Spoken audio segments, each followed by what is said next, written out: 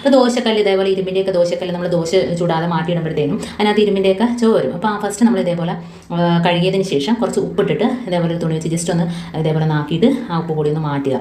അതിനുശേഷം നമുക്ക് കല്ല് ചൂടായി വരുമ്പോഴത്തെ തന്നെ ഇതേപോലെ കുറച്ച് ഡിഷ് വാഷ് ഒഴിച്ച് കൊടുത്തിട്ട് സ്വല്പം വെള്ളം ഒഴിച്ച് കൊടുക്കുക. അപ്പോൾ ഒരു 5 മിനിറ്റോളം ഇതേപോലെ ഒന്ന് ചെറുതായിട്ടൊന്ന് തിളക്കട്ടെ.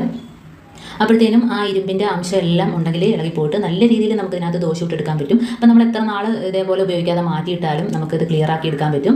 അപ്പോൾ നമുക്ക് ഇതിനകത്ത് ദോശ ഇട്ടെടുക്കുന്നതായിരിക്കും അതിൻ്റെ നോൺ സ്റ്റിക്ക് പാനിനേക്കാളും നല്ലൊരു ടേസ്റ്റ് ഇതിനകത്ത് ദോശ ഇട്ടെടുക്കുന്നതാണ്. അപ്പോൾ ഇതേപോലെ നമ്മൾ മാറ്റിയിട്ട് ദോശക്കല്ലൊക്കെ ഉണ്ടെങ്കിൽ ഇതേപോലെ ഒന്ന് ചെയ്തെടുക്കുക. അപ്പോൾ നല്ല രീതിയിൽ ദോശ ഇളകി കിട്ടും, നല്ലൊരു ടേസ്റ്റുമാണ്. ഇനി നമുക്ക് തിളച്ച് കഴിഞ്ഞതിന് ശേഷം ഒന്ന് തണുത്തതിന് ശേഷം ഇതേപോലെ ഒന്ന് കഴുകിയെടുക്കുക. ഇനി നമുക്ക് ദോശ ചുട്ട് എടുക്കാനകത്ത് അപ്പോൾ അതിനകത്ത് ആദ്യം ഒന്ന് കല്ലൊന്ന് ചൂടാക്കുക. അതിനുശേഷം നമ്മൾ സവാളയുടെ ഒരു കഷ്ണം ഉണ്ടല്ലോ അതൊന്ന് അരിഞ്ഞു കൊടുക്കാം.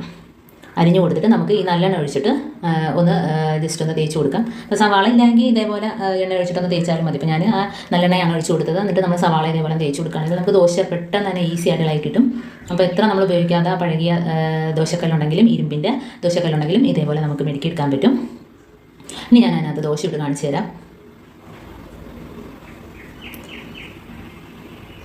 അപ്പോൾ നമുക്ക് ഏത് ദോശ വേണേലും അതേപോലെ തന്നെ ഗോതമ്പിൻ്റെ ദോശ എന്ത് വേണേലും നമുക്ക് ഇതിനകത്ത് നല്ല ഈസി ആയിട്ട് ചുട്ടെടുക്കാൻ പറ്റും. അപ്പം നമ്മുടെ ഇനിയിപ്പോൾ നെയ്യ് ചേർക്കേണ്ടവർക്ക് നെയ്യ് തേച്ച് കൊടുത്തിട്ട് നമുക്ക് മടക്കിയെടുക്കാം.